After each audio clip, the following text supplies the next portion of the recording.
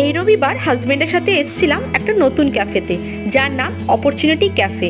আমরা অনেকেরা নামি দামি রেস্টুরেন্টে খেয়ে থাকি, কিন্তু এই ক্যাফেটা সবার থেকে আলাদা। আমার এই কনসেপ্টটা খুবই ভালো লেগেছে। যেরকম এর নাম অপরচুনিটি ক্যাফে, অপরচুনিটি মানে সুযোগ দেওয়া, সত্যি এটা সুযোগ দেওয়ারই ক্যাফে। ভাবছেন কিভাবে?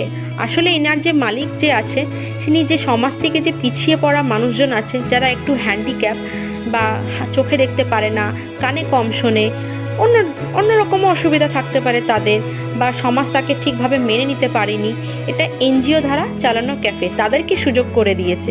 কিন্তু মানতে হবে, তাদের রান্না বলুন বা এখানকার খাওয়া দাওয়া বলুন, কোনো অংশে বাইরে বড় বড় নামি দামি রেস্টুরেন্ট থেকে কিন্তু কম না। আমরা এখানকার থেকে কয়েকটা খাবার অর্ডার দিয়েছিলাম, যেরকম মোমো, স্যান্ডউইচ, চিকেন পকোড়া, অসাধারণ তারা বানিয়েছিল। আপনারাও এসব মানুষকে একটু হেল্প